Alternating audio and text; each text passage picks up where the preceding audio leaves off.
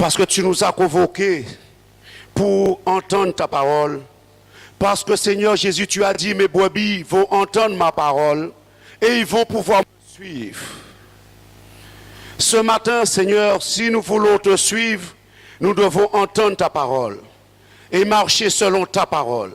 Nous te bénissons ce matin, que tu nous aies donné ton souffle de vie, Seigneur, de nous avoir gardés durant toute la semaine, de nous avoir protégés de tout mal, de tout danger. Parce que tes anges campent autour de nous, parce que tu les as destinés pour nous garder de tout mal, de tout danger du malin.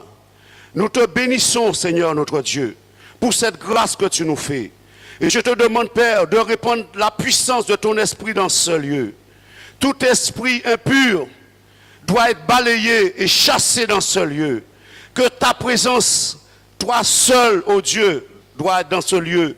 Et que ton esprit, mon Dieu, puisse envahir le cœur, l'esprit de chacun de tes enfants qui se sont rassemblés dans ce lieu.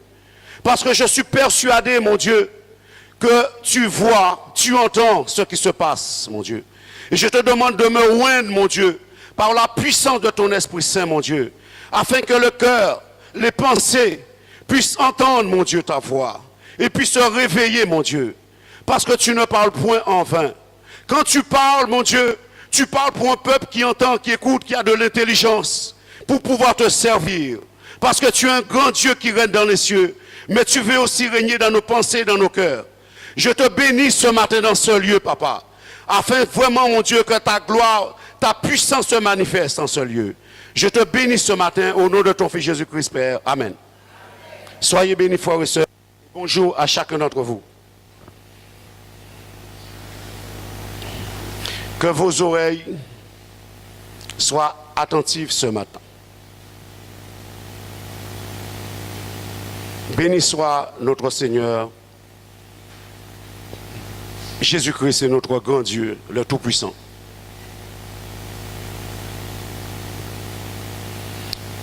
Pasteur, tu peux m'amener le tableau, s'il te plaît?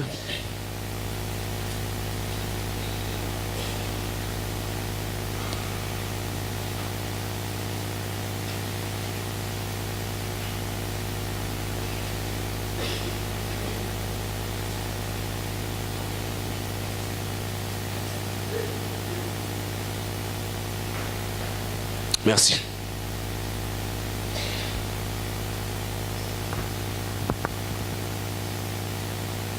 Qu'est-ce que je possède dans la main, frères et sœurs?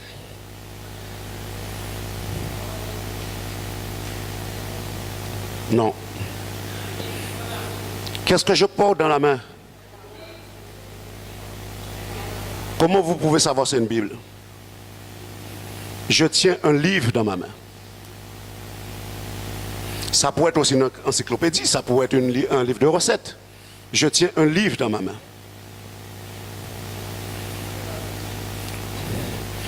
Et que contient ce livre? Puisque vous avez dit tout à l'heure, c'est la Bible. La parole de Dieu, les saintes écritures. Donc, ne nous trompons pas. Un livre est un livre. Qu'est-ce qu'un livre?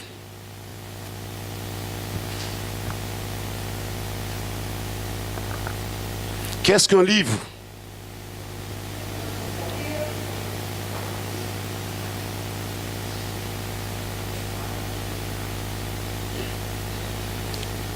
Je vais le déplacer.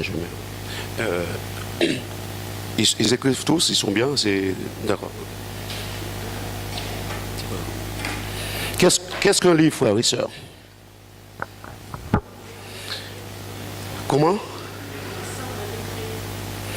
C'est un assemblage de feuilles imprimées, réunies en un seul volume. Voilà la définition de livre. Et Dieu l'a fait pour nous, que nous appelons la Bible.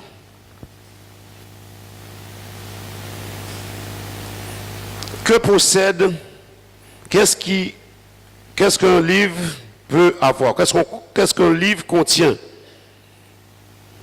Qu'est-ce qu'on peut trouver dans un livre?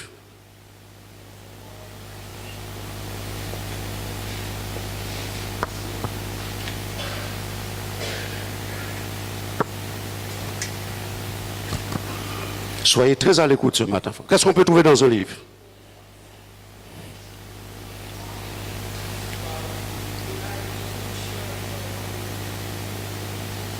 Connaissance. Qu'est-ce qu'on peut trouver dans un livre?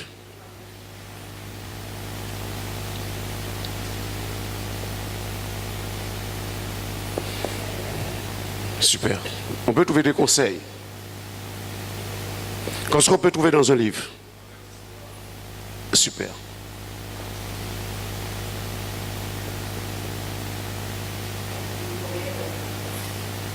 Comment?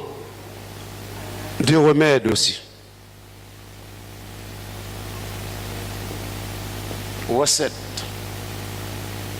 Quoi d'autre? Comment? Oui. Des conseils, ça pourrait être aussi, on peut trouver. Enseignement, connaissance. Comment? Tout à fait, oui. Oui. Oui, mais tout ça, on peut le trouver dans les connaissances, on peut le trouver dans les conseils. Des noms.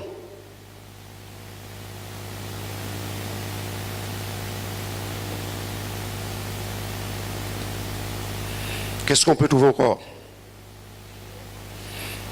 Des histoires.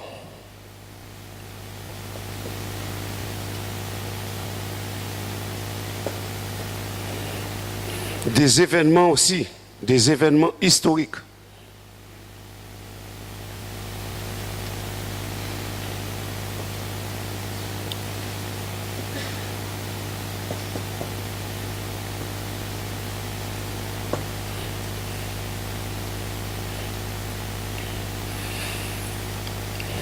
Pourquoi écrit-on un livre? Comment?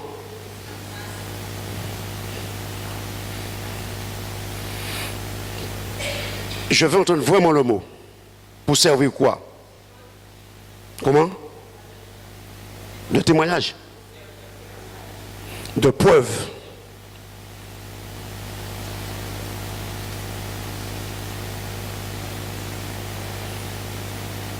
Ça, c'est très important.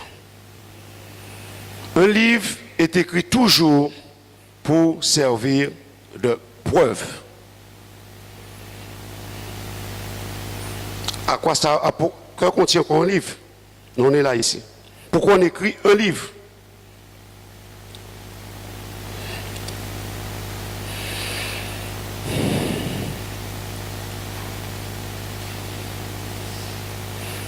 Un livre aussi sert pour un mémoire. Je ne parle pas de la mémoire, un mémoire.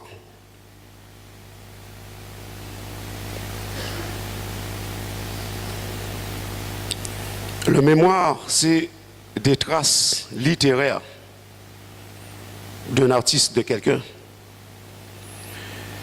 Ou il peut marquer aussi son testament.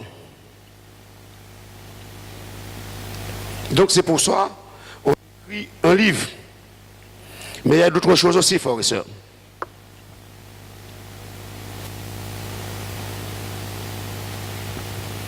Il y a d'autres choses.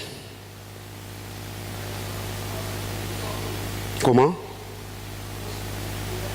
Instruction.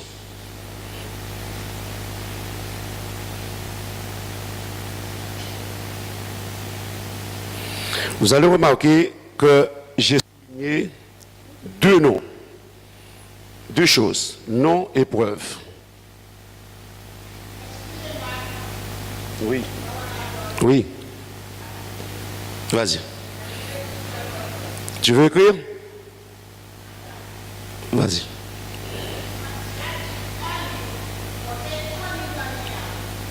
Oui, oui.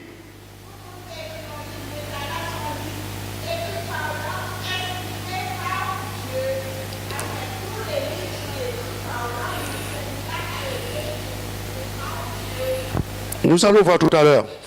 Nous allons le voir.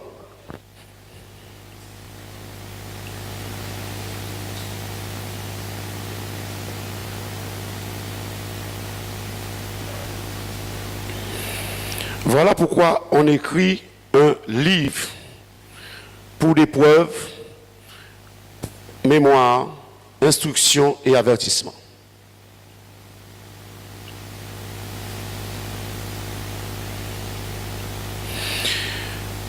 Lorsque vous achetez un matériel, un objet, il y a toujours une notice. Parce que vous ne pouvez pas porter plainte contre un fabricant s'il n'y a pas de notice dedans. Si le fabricant omet de mettre une notice et vous abîmez le matériel, vous pouvez porter plainte. Vous êtes d'accord avec moi? Donc, Dieu a écrit sa parole pour nous servir de preuve. Parce que si tout le monde va en enfer, qu'est-ce que vous allez faire? Vous allez porter plainte contre Dieu. Vous allez reprocher à Dieu quelque chose. De n'avoir pas eu l'instruction de sa part. Et vous aurez raison. Mais il n'y aura aucune raison de reprocher à Dieu quoi que ce soit. Parce que Dieu nous a laissé un manuel d'instruction qui s'appelle la Bible.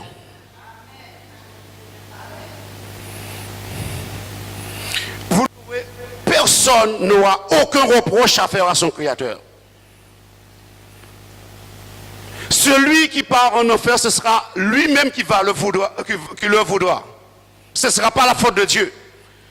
Parce que Dieu te dira, il est écrit. Et tu sais qu'il est écrit dans la parole de Dieu. Tous les conseils, tout ce que nous avons vu, les connaissances, les témoignages, les avertissements, tout. Il n'aura aucune excuse. Voyez-vous, que vous le croyez ou pas, ce matin, il y a des anges qui sont là. Vous ne pouvez pas les voir. Mais je suis persuadé qu'ils sont là. Et ils sont en train de noter toute la prédication que je donne ce matin. Que vous le croyez ou pas.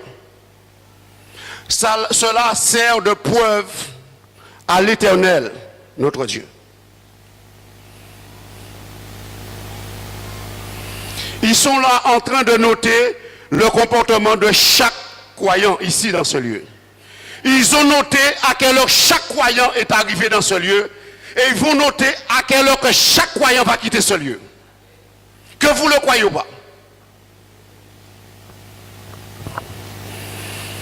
Mais sachez aussi que le diable aussi envoie ses agents qui notent le comportement de chaque croyant. Ne vous étonnez pas. Nous n'avons pas des yeux spirituels pour voir ces choses. Mais cependant que si Dieu nous ouvre nos yeux spirituels, nous allons voir ces choses. Mais Dieu ne permet pas aujourd'hui. Et ce n'est pas un jeu lorsque le croyant vient dans la maison du Seigneur et s'amuse. Beaucoup de croyants vont dans des églises, ils s'amusent. Parce qu'aujourd'hui c'est un jour de culte que l'Éternel veille attentivement. Et c'est pour cela qu'il délègue des anges pour regarder le comportement de chaque croyant dans ce lieu. Qu'on le croit, qu'on ne le croit pas. Mais le feu de Dieu allume dans son serviteur pour parler aux croyants.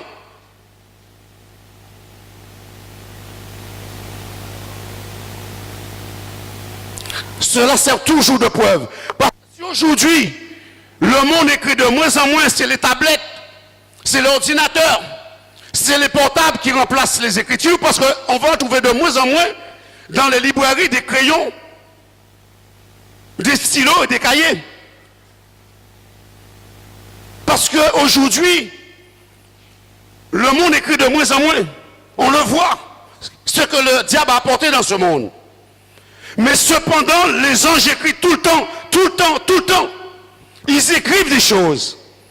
Et c'est pour cela que la Bible dit qu'il y a un livre qui est écrit devant l'Éternel. Et plusieurs millions et milliards de livres qui sont écrits. Devant Dieu. Les anges écrivent, ils écrivent, ils écrivent. Ils font leur rapport. Les anges du diable aussi font la même chose.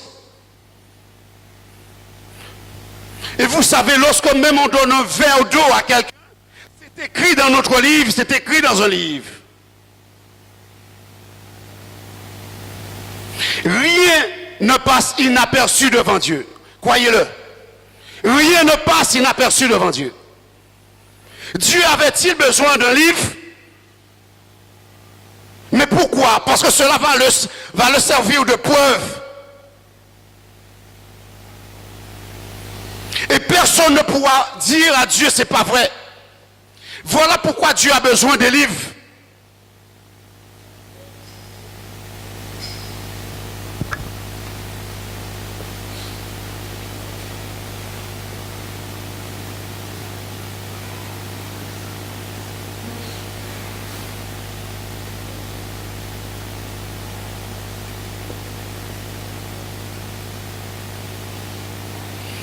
Dieu a deux livres pour chaque habitant de la terre. Ça s'appelle le livre de vie.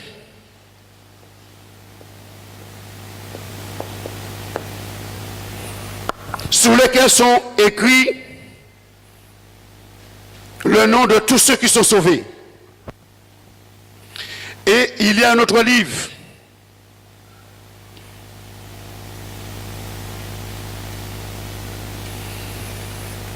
sous lequel sont inscrits des œuvres et des actes.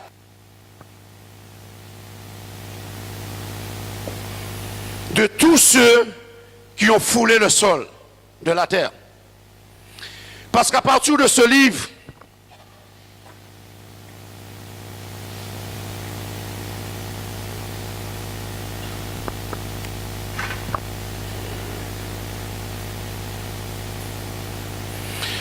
à partir de ce livre-là,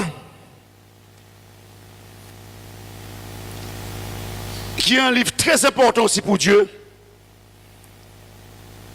c'est un livre qui concerne le jugement, plus récompense de chacun. Ce livre-là sera jeté une fois pour toutes lorsque le jugement de Dieu aura lieu. Dieu va le fermer, il va le jeter dans le feu. Parce que le jugement de Dieu aura lieu. Mais Dieu en a besoin de tous ces livres-là devant lui.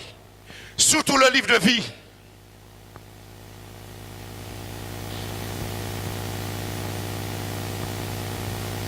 On ne rigole pas avec les choses de Dieu. Beaucoup de gens rigolent. Mais Dieu ne rigole pas.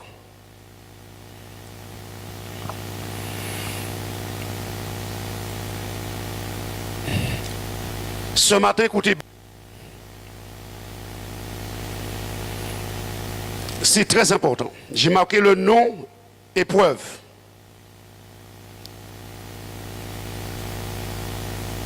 Le nom d'un chrétien peut-il être effacé dans le livre de vie? Aujourd'hui même, c'est de ça que nous allons parler. Est-ce que Dieu peut effacer dans ce livre de vie le nom des croyants? Oui, Dieu peut effacer. Et croyez-moi, qu'on le croit, qu'on ne le croit pas, il y a beaucoup de noms de croyants qui sont déjà effacés dans ce livre-là. Et vous allez comprendre pourquoi. Lorsque quelques messages sur la sanctification. Vous vous rappelez? Lorsqu'on ne marche pas dans la sanctification, on ne fait pas le travail de la sanctification, le nom du croyant est déjà effacé dans ce livre. Qu'on le croit, qu'on ne le croit pas. Dieu parle ce matin. Et j'aurais vraiment voulu que dans toutes les églises, que les croyants l'entendent et le croient.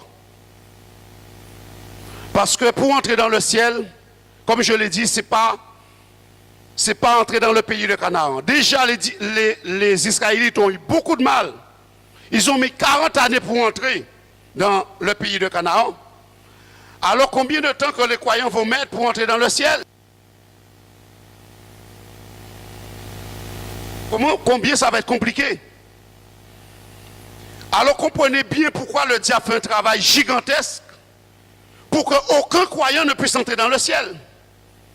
Parce que ce que le diable ne souhaite pas, c'est que l'homme créé de sang et de chair puisse prendre sa place dans le ciel. Ça ne pourra jamais supporter ça. Jamais.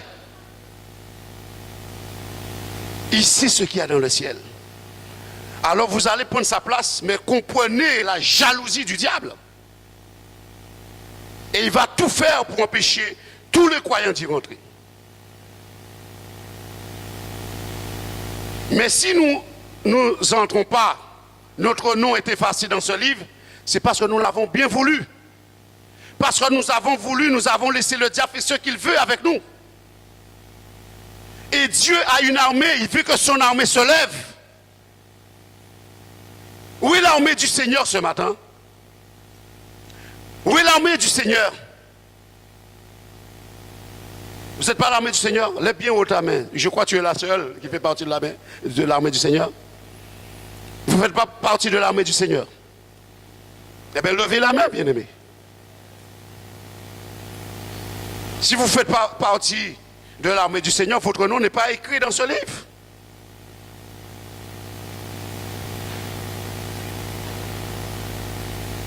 Exode chapitre 32.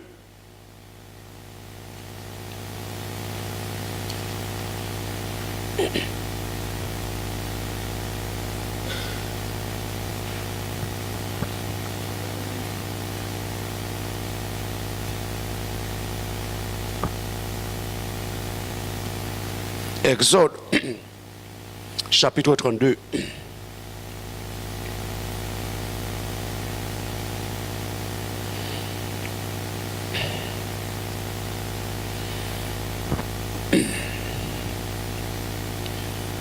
À partir du verset 30.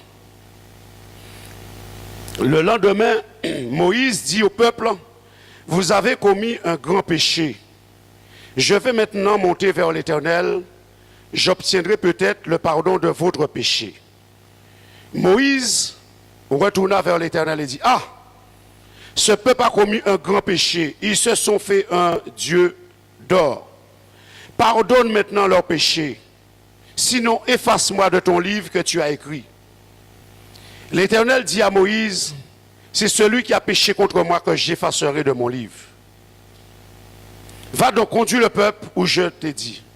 Voici mon ange marchera devant toi, mais au jour de ma vengeance, je les punirai de leur péché. » Amen.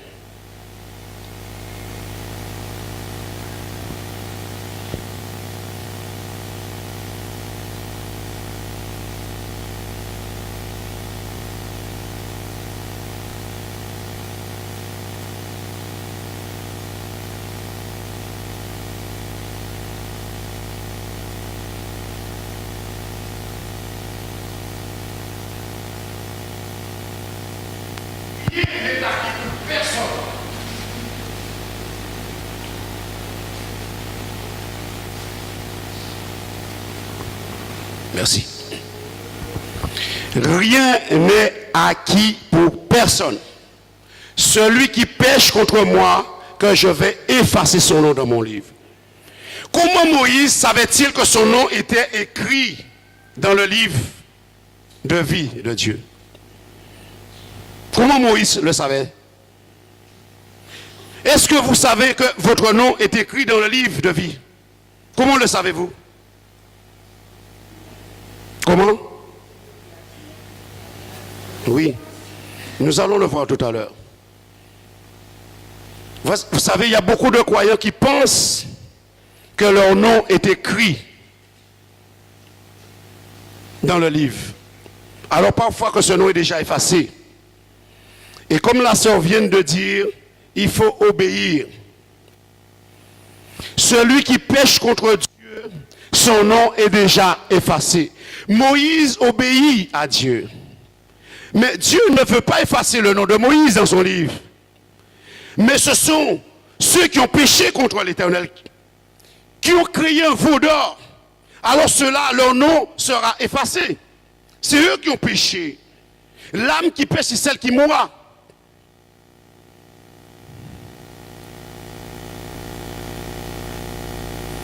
Comprenez Dieu, frères et sœurs. Voilà pourquoi Dieu a besoin de ce livre, d'où sont notés nos œuvres et nos actes, soit pour un jugement, soit pour une récompense. On ne rigole pas avec les choses de Dieu.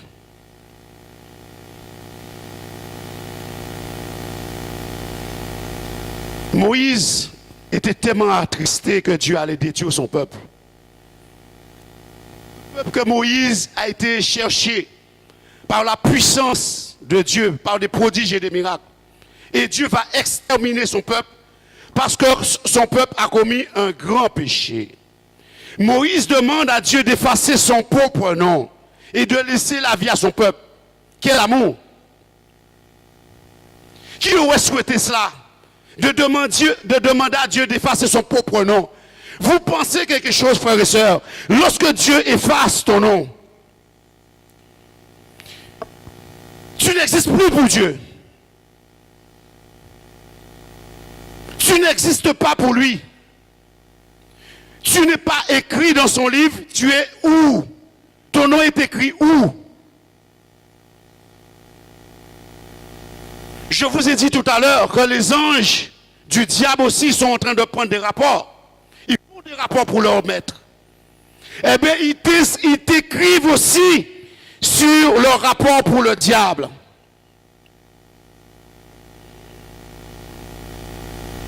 Parce que tu n'existes plus pour Dieu dans son livre.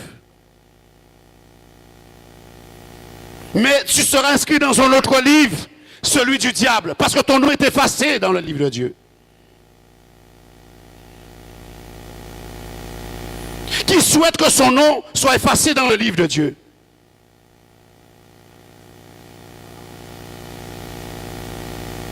Qui souhaite que son nom soit effacé? Effacé, ça veut dire qu'il n'existe pas, qu'il n'a pas lieu d'être.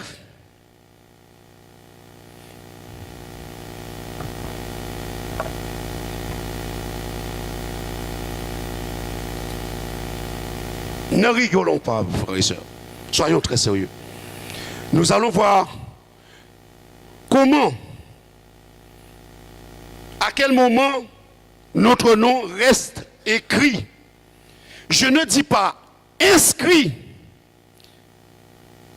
Inscrit, ça veut dire qu'il est gravé. Lorsque ton nom est gravé, il ne peut pas être effacé. Et Dieu parle bien, précise bien le mot écrit.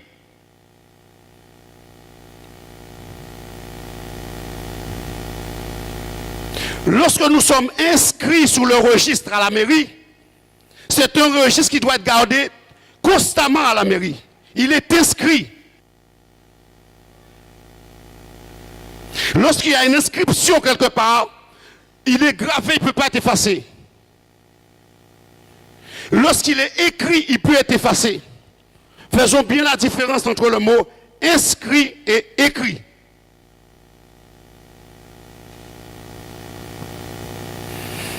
Exode chapitre 33.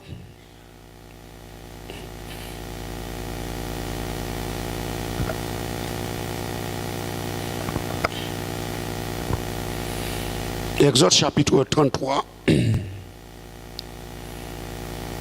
à partir du verset 17.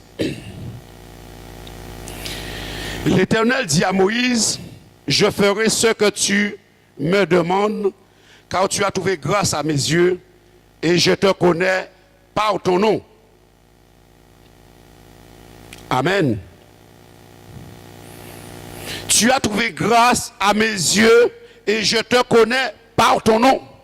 Est-ce que Dieu nous connaît par notre nom et qu'on trouve grâce à ses yeux? Pour que notre nom soit écrit dans ce livre, il faut que nous trouvons grâce aux yeux de l'Éternel et qu'il nous connaisse par notre nom. Est-ce que Dieu nous connaît par notre nom? Il faut que nous trouvions grâce à ses yeux. Parce qu'il connaît Moïse par son nom. Et Moïse a trouvé grâce aux yeux de Dieu. Et comme tu viens de dire, ma soeur, il faut obéir. Quand on obéit à Dieu, On est agréable à lui. Mais on trouve grâce à ses yeux. On trouve grâce à ses yeux. C'est important de trouver grâce aux yeux de Dieu. Tu es important pour Dieu parce que Dieu te voit comment? Il te voit quelqu'un qui s'efforce à faire sa volonté. Il voit que tu as de l'amour pour lui. Il voit que tu as de l'obéissance pour lui. Alors ton nom était écrit dans ce livre.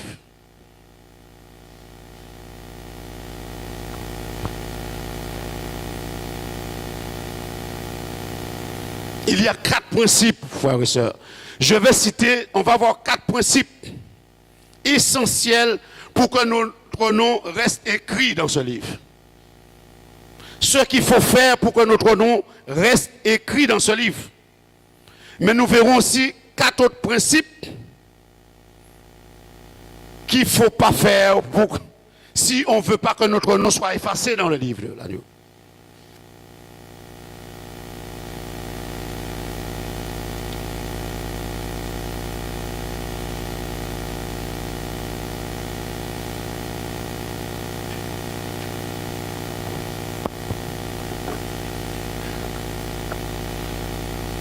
Croyez-moi, le diable va tout faire pour que notre nom soit effacé dans le livre de Dieu. Et il travaille pour cela. Le diable a une délégation contre les croyants. Que vous le croyez ou pas, même si on vient ici, on va au travail, on boit, on mange, on circule, on dit que rien ne m'arrive. Tout va bien, j'ai une voiture, j'ai ma maison. Détrompez-vous, frères et sœurs. Détrompez-vous. La gravité pour nous, c'est de comprendre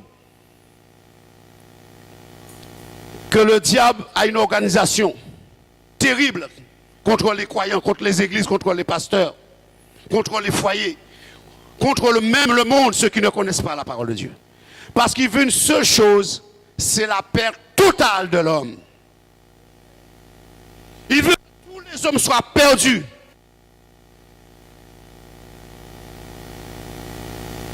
Armez-vous, frères et sœurs. Armez vos pensées, je vous le dis. Le pire arrive. Dieu n'a pas encore donné le feu vert au diable, mais cela va arriver tôt ou tard. Tôt ou tard, cela va arriver. Et il va falloir avoir les solides. Beaucoup de croyants jouent, ils s'amusent, parce qu'ils n'ont pas les yeux de l'Esprit de Dieu pour voir ce que le diable prépare dans le monde invisible.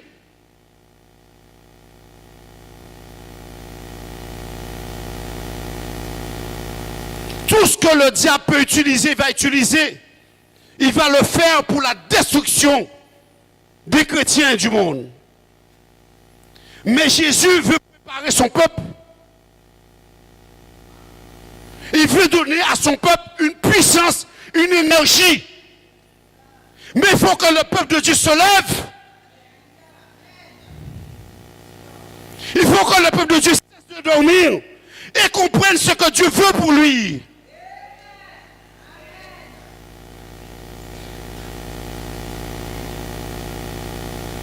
Le feu de Dieu doit s'allumer dans chaque croyant. Parce que je demande à Dieu d'allumer son feu en moi. Et demandez à Dieu d'allumer son feu en vous. Et vous allez voir comment le diable aura peur de vous.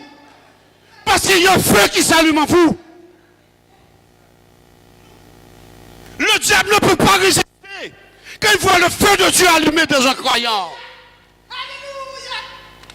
Il ne peut pas rester debout. Il ne peut pas s'assurer le feu.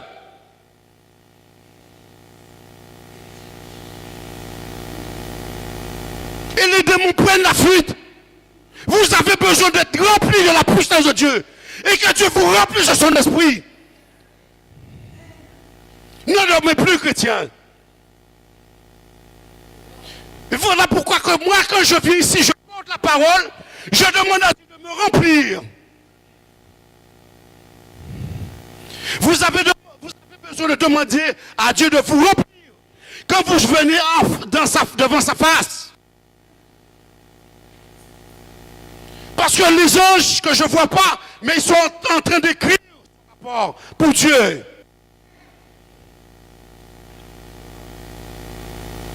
Parce que moi, je ne parle pas de moi-même. Vous sentez que Dieu met le feu en moi. Parce que je lui ai demandé d'allumer ce feu.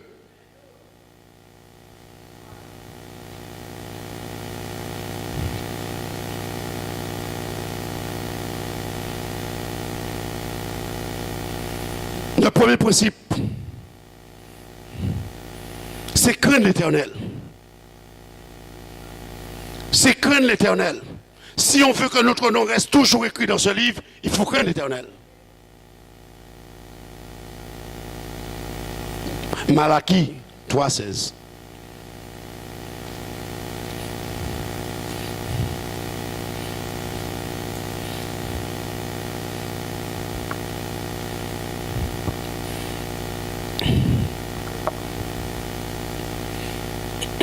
Malachie 3,16.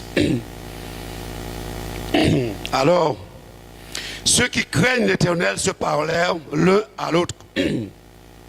L'Éternel fut attentif et il écouta. Et un livre de souvenirs fut écrit devant lui pour ceux qui craignent l'Éternel et qui honorent son nom. Ils seront à moi, dit l'Éternel des armées. Ils m'appartiendront au jour que je prépare. J'aurai compassion d'eux, comme un homme a compassion de son fils qui le sert. Et vous verrez de nouveau la différence entre le juste et le méchant, entre celui qui sert Dieu et celui qui ne le sert pas. Dieu va faire la différence entre celui qui le sert et celui qui ne le sert pas. Dieu connaît celui qui le sert et celui qui ne le sert pas dans ce lieu.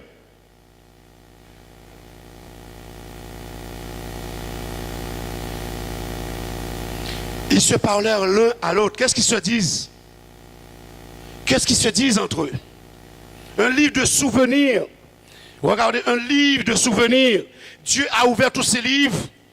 Dieu a ouvert ses livres devant sa face.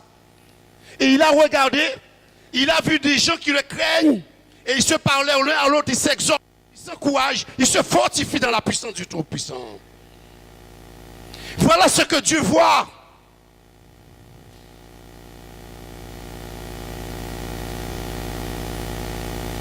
Alors Dieu laisse leur nom écrit dans ce livre de vie.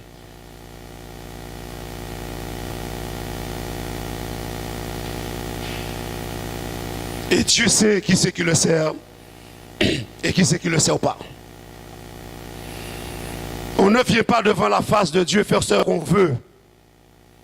Même si beaucoup de croyants prennent les choses à la légère, mais le Tout-Puissant ne prend rien à la légère. Tout est sérieux avec Dieu. Tout est sérieux avec Dieu. Parce qu'il y a de nombreuses églises qui prennent beaucoup de choses à la légère, les croyants. Ils viennent comme si ils sont dans un supermarché. Ils sont dans un centre de loisirs. Ils sont dans un cirque. Mais on ne s'amuse pas avec les choses de Dieu. Parce qu'on en rend un culte à Dieu. Dieu mérite le respect.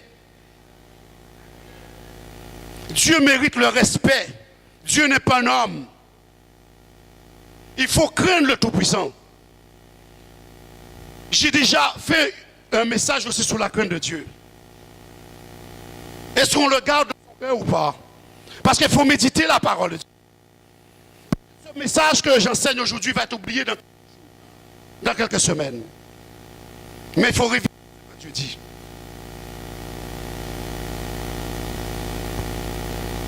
Ça, c'est un premier aspect de la crainte de Dieu. Nous allons voir un deuxième aspect de la crainte de Dieu. Notez, Proverbe chapitre 8, verset 13. La haine du mal, c'est la crainte de l'Éternel. Notez-le, c'est très important. Notez, Proverbe chapitre 8, verset 13. Proverbe 8, chapitre, verset 13, pardon.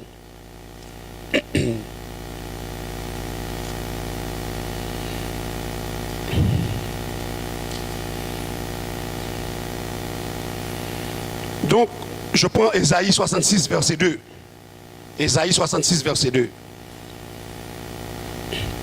Toutes ces choses, ma main les a faites, et toutes ont reçu l'existence, dit l'Éternel. Voici sur qui je porterai mes regards, sur celui qui souffre et qui a l'esprit abattu, sur celui qui craint ma parole. Voilà sur qui Dieu porte ses regards. Celui qui souffre et qui a l'esprit abattu. Avez-vous l'esprit abattu ce matin?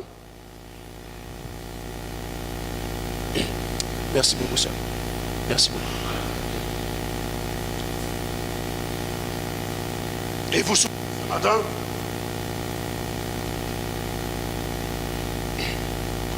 Vous souffrez ce matin?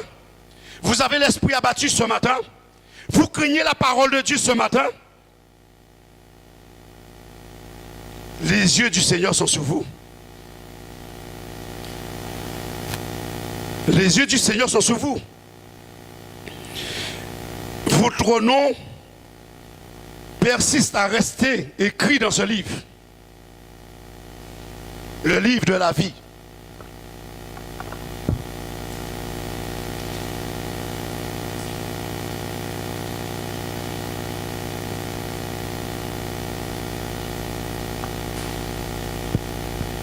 Voilà ce qui l'Éternel jette ton regard. Ça, c'est le deuxième aspect de la crainte. Troisième aspect de la crainte. Esdras, chapitre 9.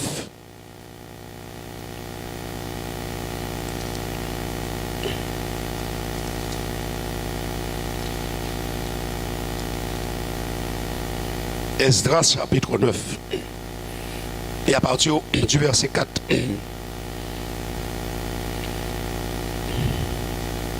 Esdras 9. Verset 4. Auprès de moi s'assemblèrent tous ceux que faisaient trembler les paroles du Dieu d'Israël, à cause du péché des fils de la captivité.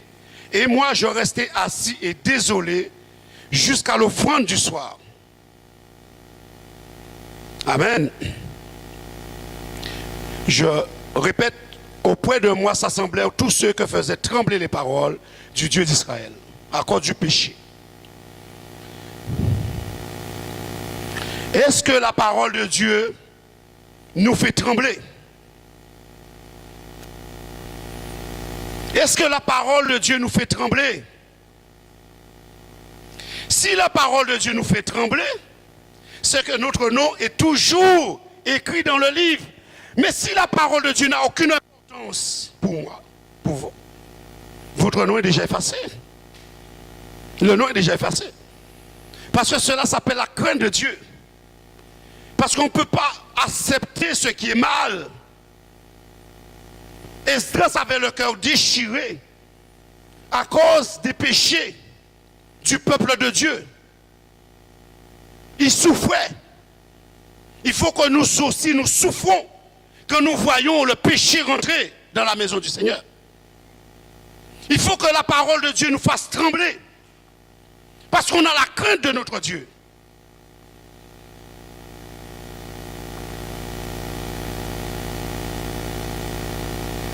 Il faut haïr le péché. Il faut haïr le mal. Comme Dieu hait le mal et le péché. On peut pécher, mais on ne peut pas demeurer dans notre péché. On ne peut pas continuer à pécher, à pécher, à pécher, parce que Dieu hait le péché.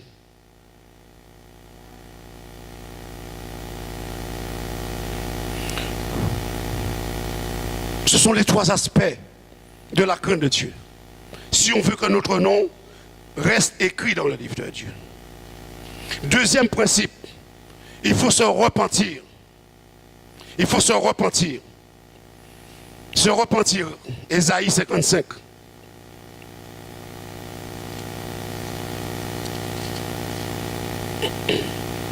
Ésaïe chapitre 55.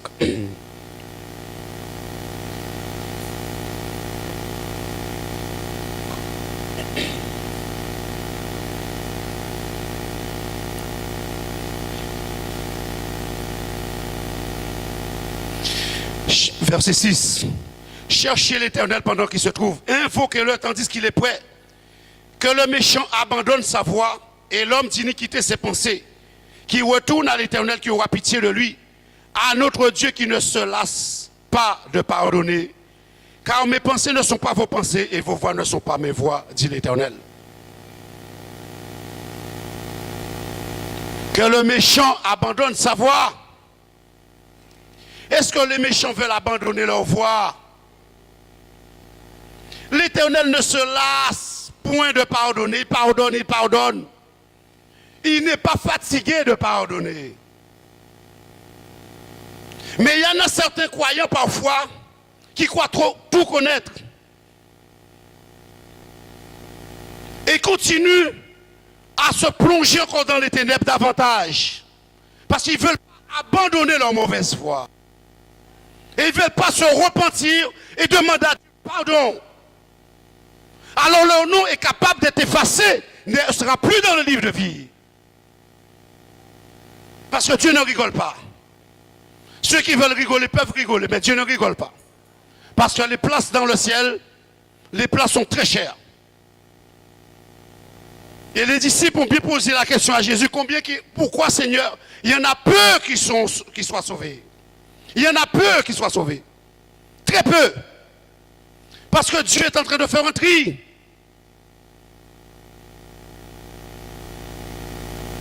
Et le tri de Dieu a déjà commencé, croyez-le.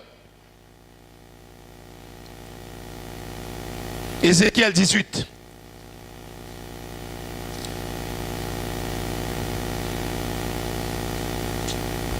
Ézéchiel 18.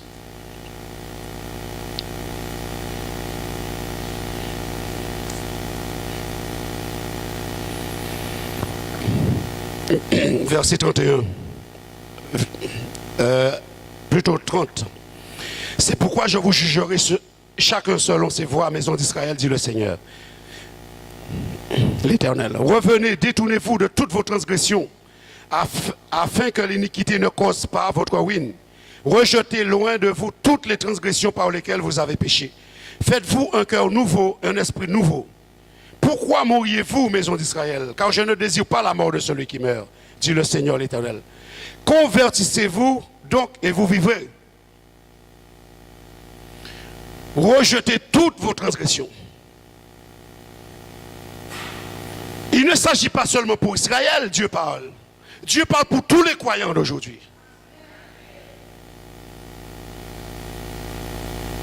Parce que le peuple d'Israël auquel Dieu a adressé cette parole, ce peuple est déjà mort. Il n'existe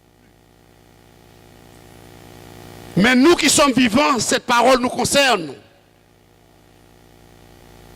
Cette parole de Dieu nous concerne. Convertissez vos cœurs.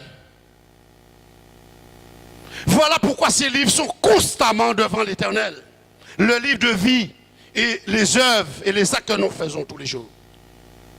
Parce que Dieu attend une chose, c'est la repentance, de la conversion. Troisième principe. Troisième principe. Troisième principe. 1 Pierre chapitre 4.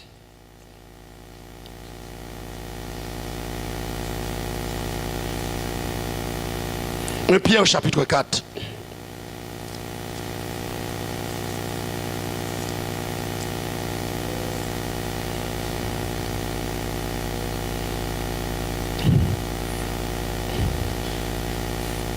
Verset 17.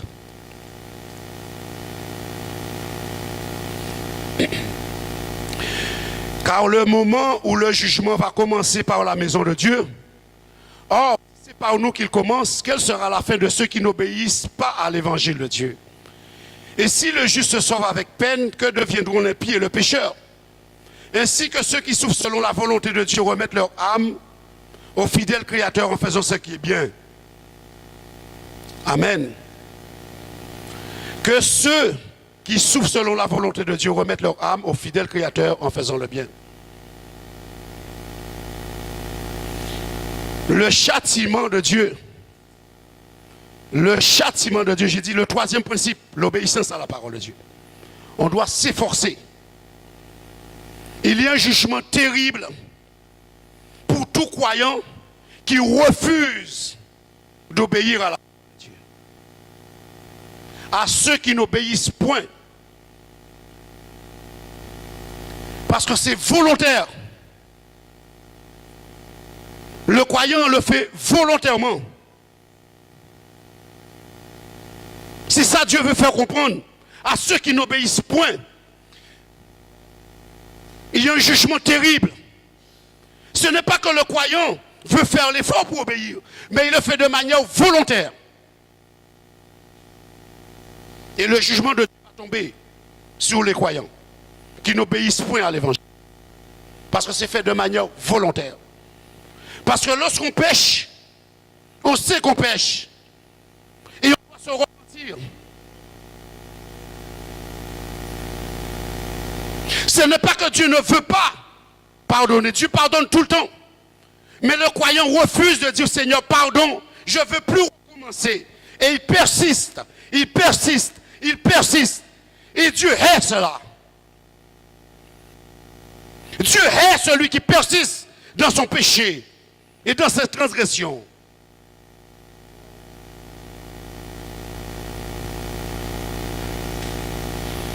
Deux Thessaloniciens.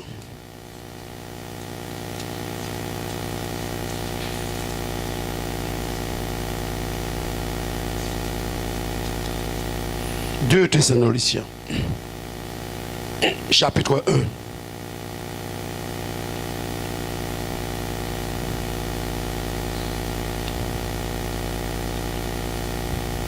Chapitre 1, versets 6 à 8. Car il est de la justice de Dieu de rendre l'affliction à ceux qui vous affligent et de vous donner à vous qui êtes affligés du repos avec nous. Lorsque le Seigneur Jésus apparaîtra du ciel avec les anges de sa puissance, au milieu d'une flamme de feu pour punir ceux qui ne connaissent pas Dieu et ceux qui n'obéissent pas à l'évangile de notre Seigneur Jésus-Christ.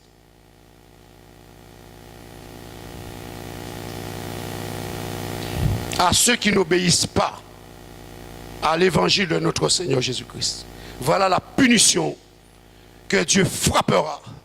Ceux qui ne font pas l'effort, qui ne s'efforcent pas d'obéir à sa parole. Qui aurait souhaité d'avoir dans son entreprise des salariés, des ouvriers qui n'obéissent pas aux règles de l'entreprise?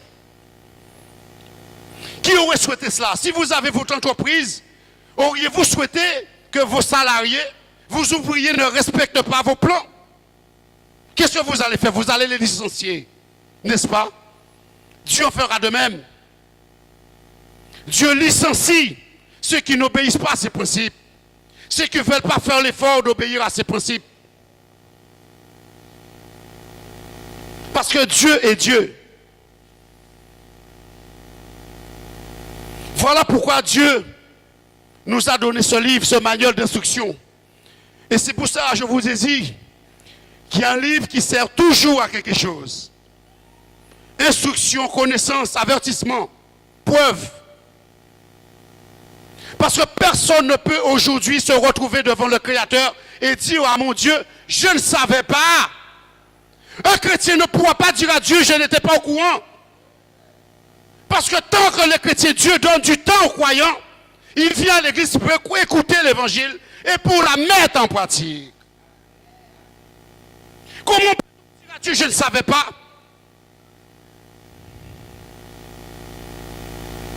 Il y a un policier qui m'avait dit un jour que nul n'est censé ignorer la loi. Un croyant est censé de connaître la loi de Dieu. Nul n'est censé ignorer la loi qui vient de la parole de Dieu. Parce que le croyant vient à l'église pendant des années et des années. Il entend, il comprend. Et il doit agir sur la parole de Dieu. Dieu ne peut pas prendre son temps d'inspirer des hommes pour écrire 66 livres dans ce livre qui est la Bible. Dieu ne veut pas perdre son temps pour qu'on fasse ce qu'on veut avec ces Écritures. Croyez-le, bien-aimés.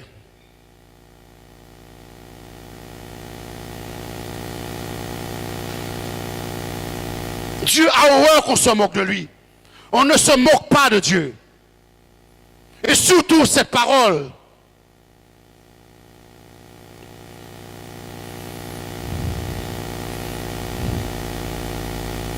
Quatrième principe.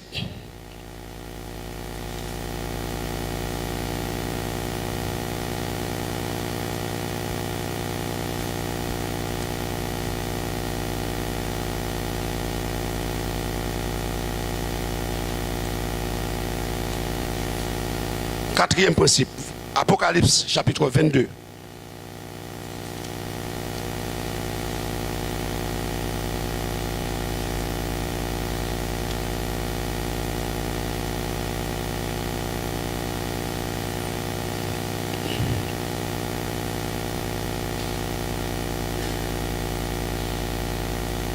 Apocalypse chapitre 22. À partir du verset 10. Et il me dit, ne scelle point les paroles de la prophétie de ce livre, car le temps est proche. Que celui qui est injuste soit encore injuste. Que celui qui est souillé se souille encore. Et que le juste pratique encore la justice. Et que celui qui est saint se sanctifie encore. Voici, je viens bientôt et ma rétribution est avec moi pour rendre à chacun selon son œuvre. Amen. Dieu va rendre à chacun selon son œuvre. C'est pourquoi ce livre-là sera constamment devant le Seigneur Jésus-Christ. Parce qu'il contient toutes les œuvres et tous les actes de chaque croyant et de chaque être humain. Mais il va falloir que la balance penche plus, parce que je l'avais marqué tout à l'heure.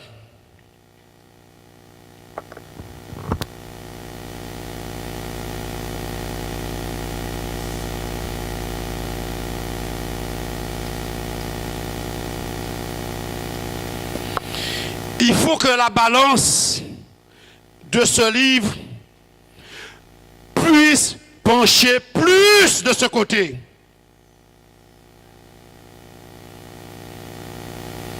Est-ce que la balance de notre livre sera penchée plus de ce côté de la récompense ou du jugement? Parce que Jésus dit, il vient bientôt avec sa rétribution. Quelle rétribution nous voulons avoir de Jésus-Christ? Le jugement ou la récompense? Que voulez-vous? Que voulez-vous? La récompense. Alors il y a un travail à faire. Il y a un travail à faire.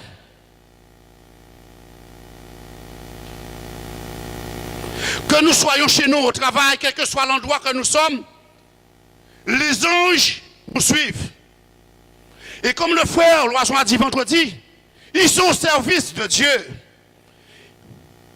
Ils ont une fonction, c'est de nous protéger, mais de faire un rapport journellement sur nos activités devant Dieu.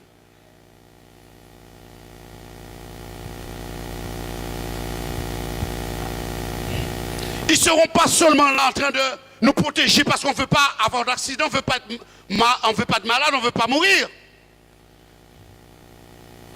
Parce que beaucoup de croyants, c'est ce qu'ils veulent. Mais ils sont en train de regarder et de noter, de faire un rapport à Dieu chaque jour sur notre vie.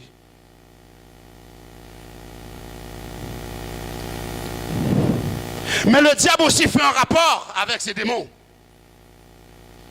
Il rôde dans notre foyer, dans notre travail. Tout ce que nous faisons qui est mal, il le note. Le diable ne va jamais noter ce qui est bien. jamais c'est ce qui est mal pour te condamner. Mais tandis que Dieu est en train de noter ce qui est bien de ta part. Il peut noter ce qui est mal de ta part. Pour la rétribution de chacun.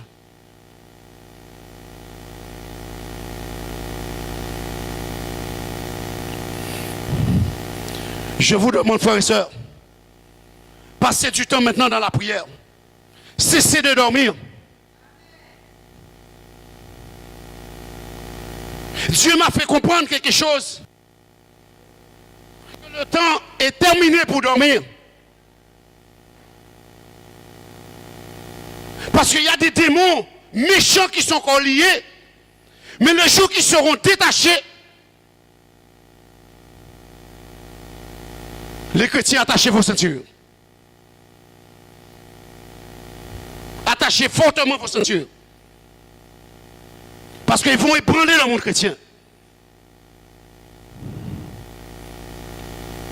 Il y a un ange qui a été attaché.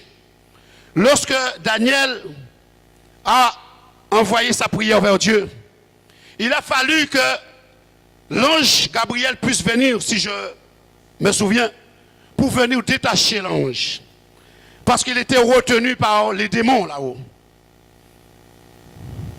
Un ange de Dieu était retenu. Vous pouvez le lire dans Daniel. Comprenez un jour, frères et sœurs, que si l'ange qui nous garde est retenu par les démons là-haut, nous sommes en difficulté. Comprenez-les bien, frères et sœurs. Et c'est pour cela que Dieu nous demande de travailler notre sanctification, dans la sanctification. Alors Dieu pourra accepter nos prières. Parce que sans la sanctification, nul ne ferait le Seigneur. Mais le diable pourra empêcher nos prières de traverser le ciel. Vous le comprenez ce matin? Le moment pour jouer.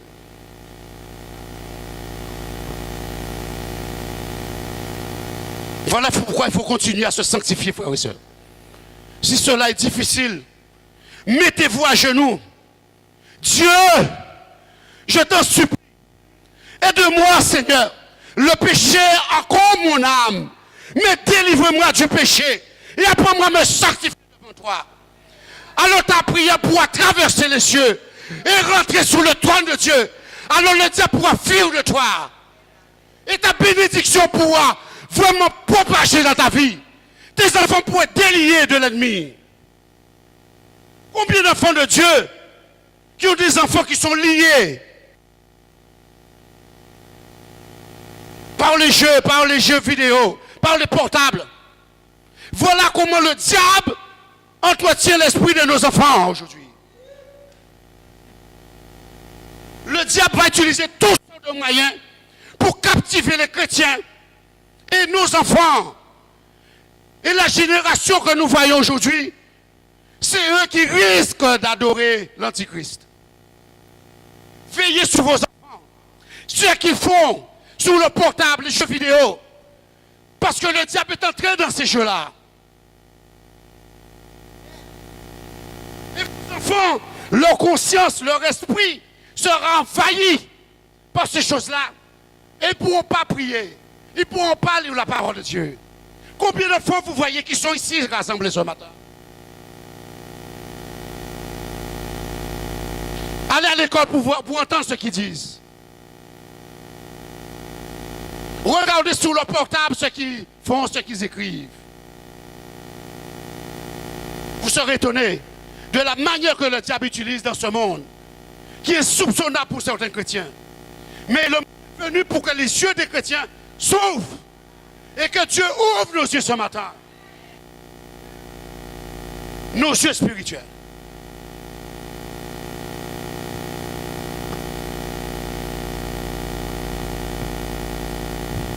Nous avons vu les 4 principes.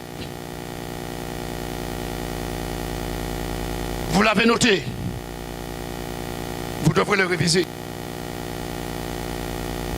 Parce que vous n'allez pas envoyer vos enfants à l'école pour qu'ils n'apprennent pas leurs leçons. Vous serez les premiers parents à être en colère contre vos enfants quand ils n'apprennent pas leurs leçons. Et Dieu veut que son peuple aussi apprenne ces leçons. Dieu ne se met pas en colère contre nous quand nous oublions sa parole. Alors nous, parents, des fois, nous nous mettons en colère contre nos enfants lorsqu'ils n'apprennent pas leurs leçons. Mais il faut que le peuple de Dieu apprenne ces leçons.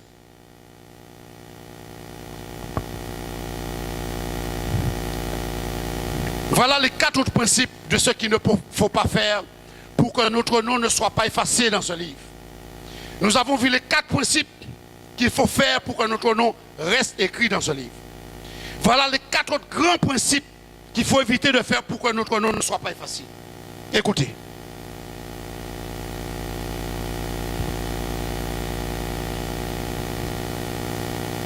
Proverbe, chapitre 1.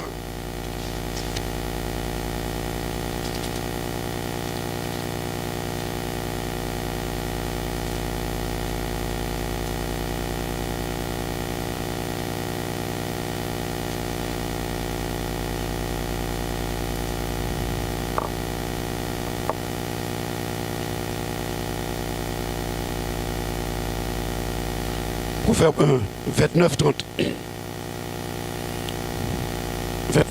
À partir du verset 29. Proverbe chapitre 1.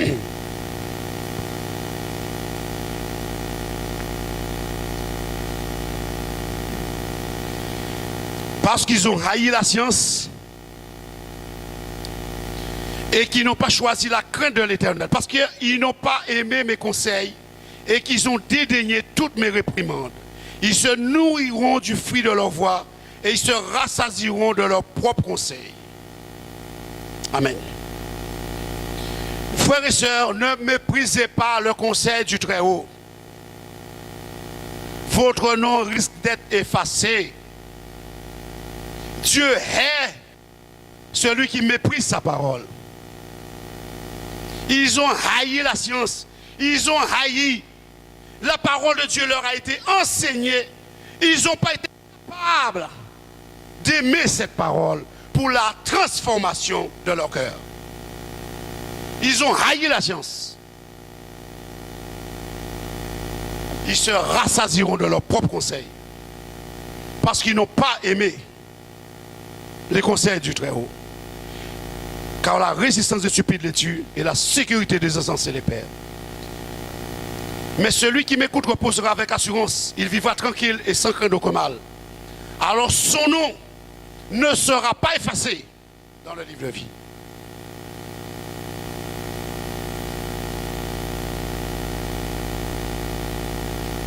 Deuxième principe de ce qu'il ne faut pas faire. Nombre, chapitre 14.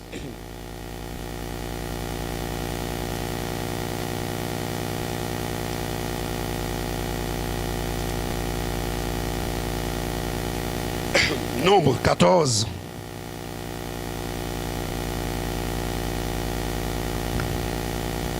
Verset 26 et 28.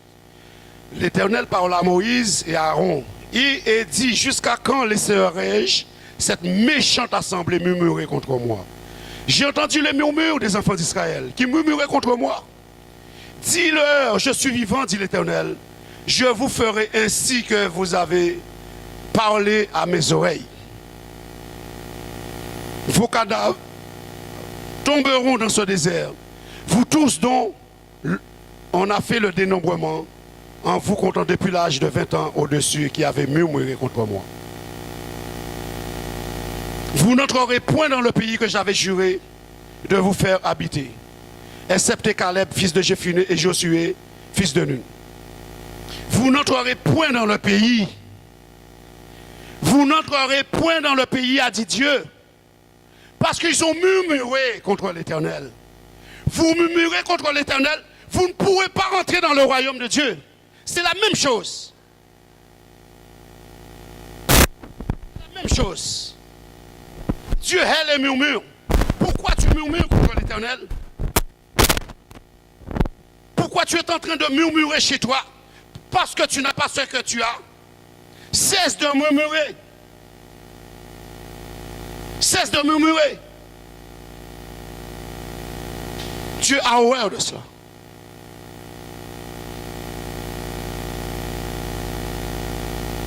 Exode 16.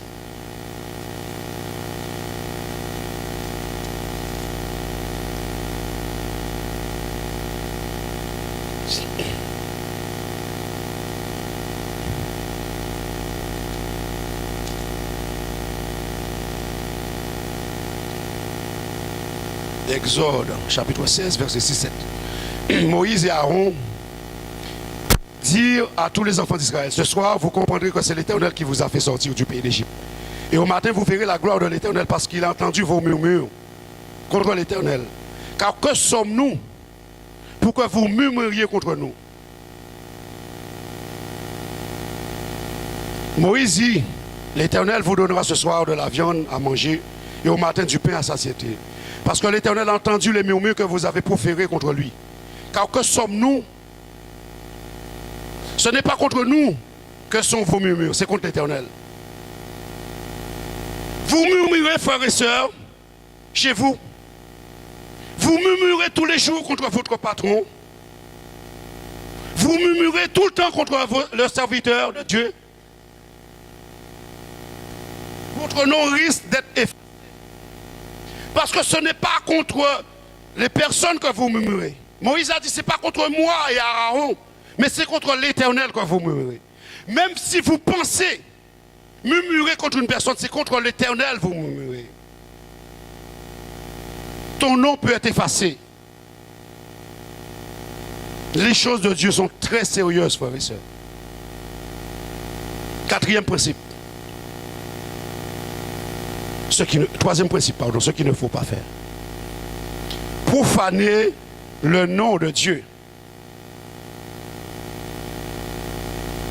Titre chapitre 2.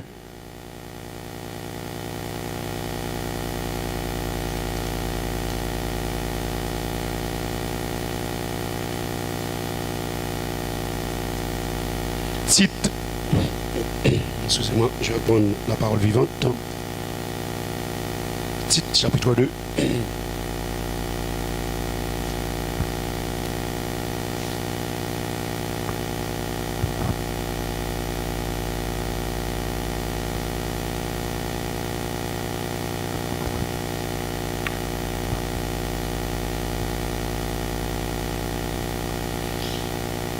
Toi, au contraire, à partir du verset 1, titre 2, chapitre 2. Toi, au contraire, donne un enseignement conforme à la saine doctrine. Être chrétien exige un mode de vie en accord avec cette doctrine.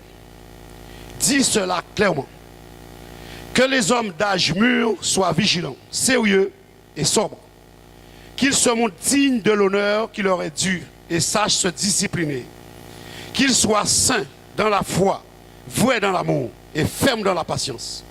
Qu'il en soit de même des femmes d'âge mûr, que leur vie porte l'empreinte de leur dignité de servantes de Dieu. Que leur tenue extérieure soit modeste et respectable. Qu'elles évitent autant les commémorages et la médisance que les excès de boisson. Que par l'exemple d'une vie correcte et par des sages conseils, elles encouragent les plus jeunes et leur apprennent à être des épouses aimantes et de bonnes mères de famille. Qu'elles les incitent à vivre dans la réserve, la discipline et la fidélité conjugale, à tenir leur intérieur propre et ordonné, à être bonnes, aimables, soumises à leur mari. Ainsi, la parole de Dieu ne sera pas calomniée ou discréditée. Exhorte aussi les jeunes gens qu'ils apprennent le sérieux de l'existence et apprennent à mener une vie disciplinée et sobre. À partout et toujours mettre d'eux-mêmes. Offre-leur par ton comportement un modèle qu'ils puissent imiter à tout point. Lorsque tu enseignes, fais-le avec sincérité et sérieux. Que ta parole soit convaincante, inattaquable, afin que nul ne puisse se soustraire à son effet. Alors même nos adversaires seront confus. Rien à... Aux serviteurs, tu recommanderas de respecter l'autorité de leur maître et de leur obéir parfaitement en toutes circonstances. Que par leur prévenance, ils cherchent à se rendre agréables et à leur donner peine, satisfaction. En particulier, qu'ils évitent de contredire et gardent de commettre des indélicatesses. Au contraire, qu'ils se montrent d'une stricte honnêteté et d'une fidélité parfaite afin de mériter une entière confiance. Ainsi, ils feront honneur par leur manière de vivre à la doctrine de notre Dieu Seigneur. Amen. Pourquoi le monde profane le nom de Dieu aujourd'hui? Pourquoi le nom de Dieu est discrédité? Pourquoi le nom de Dieu est avili aujourd'hui, est dégradé? Parce qu'il y a des mauvais comportements et des mauvaises attitudes. Afin que la parole de Dieu ne soit point calomniée. Parce que bien souvent la parole de Dieu est discréditée à cause des mauvais comportements et d'attitudes de certains croyants. Voilà l'attitude que chaque croyant devrait avoir. Il y a une discipline à avoir devant Dieu.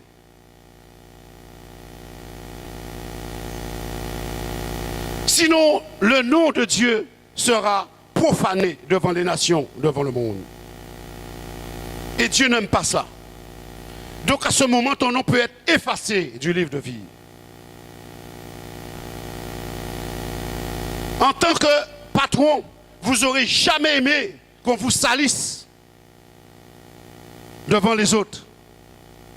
Dieu non plus n'aime pas qu'on salisse, qu'on avilisse son nom.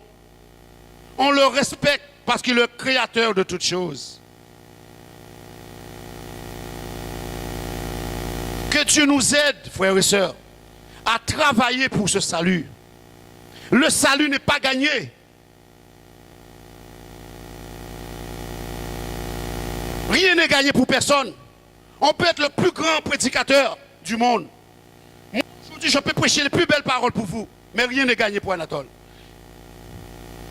Il faut que je cours, que je travaille, que je transpire, que je m'efforce pour que mon nom reste écrit dans ce livre de vie.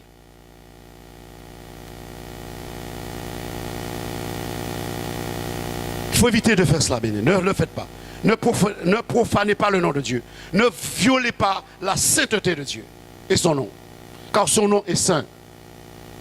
Quatrième principe.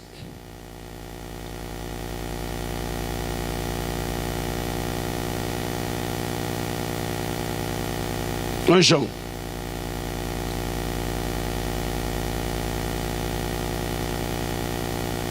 Jean chapitre 2.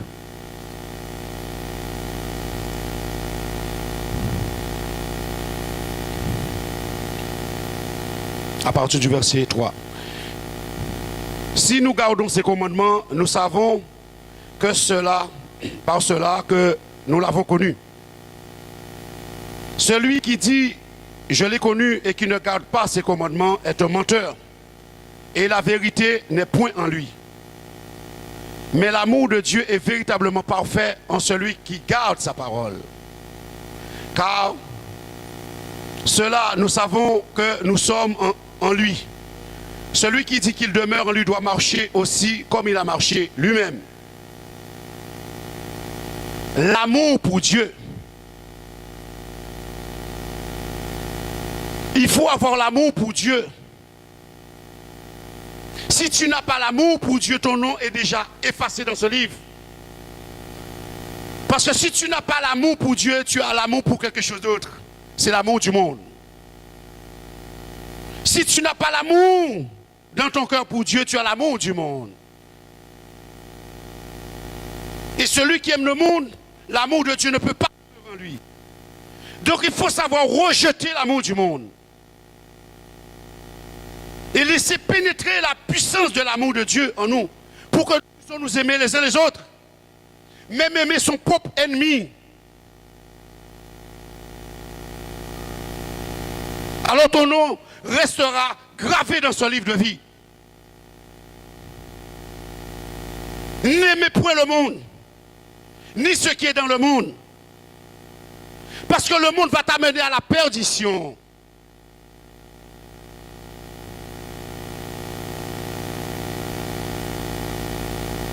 Le monde va t'amener à la perdition. Parce qu'il y a tout dans le monde. pour t'accaparer, pour t'empêcher de suivre Dieu. Et comme j'ai dit dans mon message il y a quelque temps, Noël approche. On va entendre de la publicité. Allez, venez, venez, il y a ceci, il y a cela. Alors on va courir. Le diable va séduire beaucoup de croyants de cette manière. Et croyez-moi, le monde n'a pas encore fini de courir. Le monde va courir, va courir, va courir, va courir. Le diable va mettre publicité sur publicité pour que le monde court, court, court. Et les chrétiens aussi risquent de courir, de courir, de courir, de ne pas s'enlacer de courir.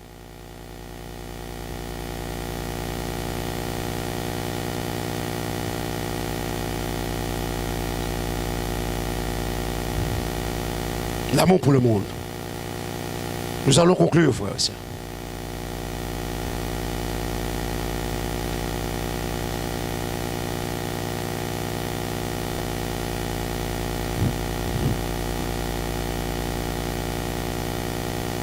Il faut que le peuple de Dieu sorte dans l'ignorance.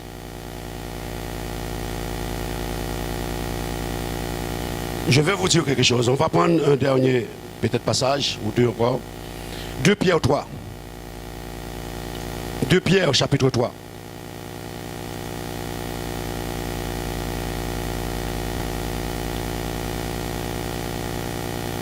Deux Pierre chapitre 3, verset 14.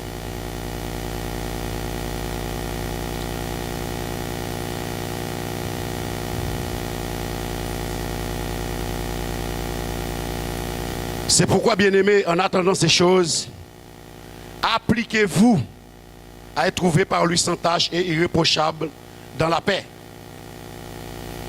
Croyez que la patience de notre Seigneur est votre salut, comme notre bien-aimé frère Paul vous l'a écrit selon la sagesse que Dieu lui a donnée.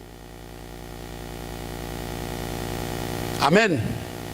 Application, application, application, application. La patience du Seigneur est pour votre salut. La patience de Dieu est pour votre salut. Donc, le salut du croyant n'est pas encore acquis. Dieu est en train de patienter. Dieu est en train de patienter, mes amis. Si notre salut, notre nom était définitivement écrit dans le livre de l'agneau de vie, Dieu n'aurait pas à patienter. Mais il dit que sa patience, c'est pour notre salut. Vous comprenez la parole de Dieu maintenant? Dieu patiente, patiente, patiente. Parce que Dieu n'a pas encore trouvé dans les croyants ce qu'il faut pour que leur nom soit définitivement écrit dans ce livre. Parce que leur nom est capable d'être effacé à tout moment. Parce que le croyant risque de ne pas être toujours sobre et veiller sur sa propre vie.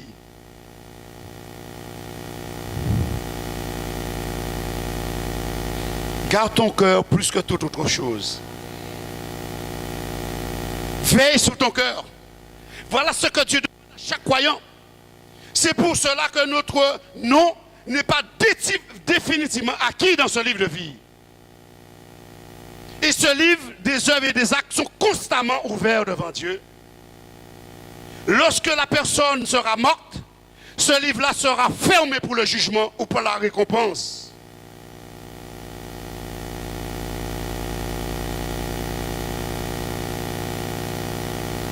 Beaucoup de croyants qui vont à l'église ne le savent pas, frères et sœurs.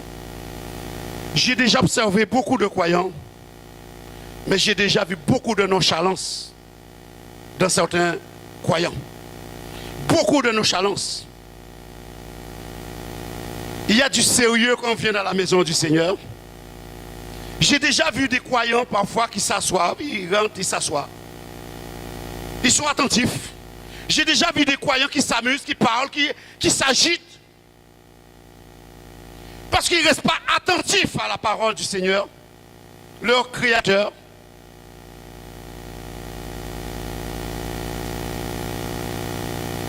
La tenue des enfants de Dieu dans l'église. Parce que vous êtes devant un grand Créateur. Il vous observe. Si Dieu nous ouvre aujourd'hui les yeux spirituels, nous allons voir les choses là. Moi, je ne sais pas où est positionnés les anges, mais certainement ils sont positionnés quelque part, ici. Et je ne le vois pas. Vous ne le voyez pas non plus.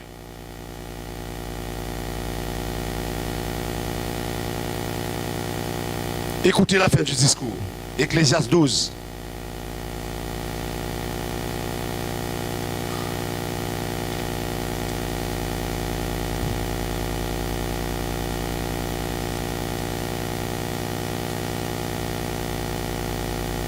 Ecclésiaste, chapitre 12.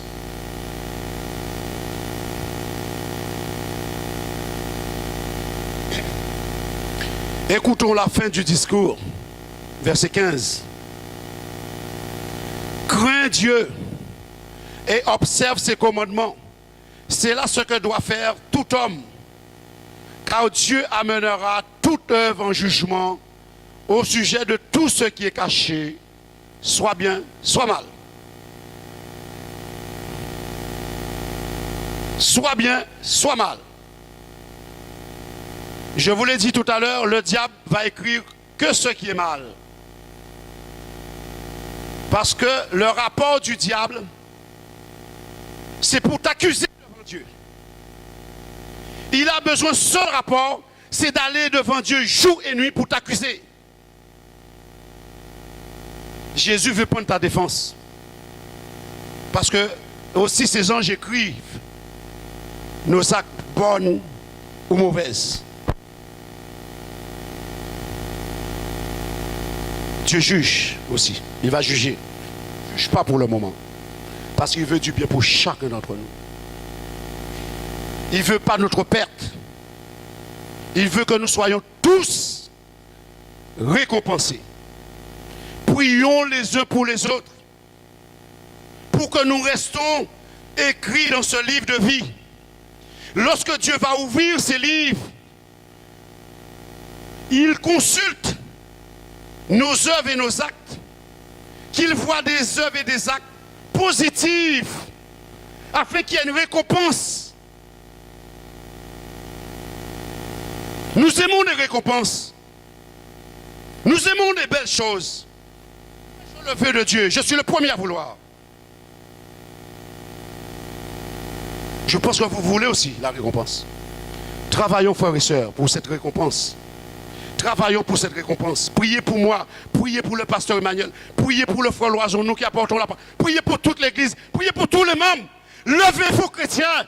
Levez-vous, croyants. Ne dormez pas. Que Dieu nous aide à maintenir une vie de prière régulière, frères et sœurs. Dans le jeûne, parce que c'est ce que les chrétiens ne font pas. Ils ne jeûnent pas suffisamment. Ils ne pourront pas faire trembler le diable et son royaume. Dans la lecture de sa parole. Et de mettre un terme à nos mauvais agissements et de comportements qui sont répréhensibles devant Dieu. Alors notre nom continuera à exister dans ce livre de vie. Que Dieu vous bénisse ce matin.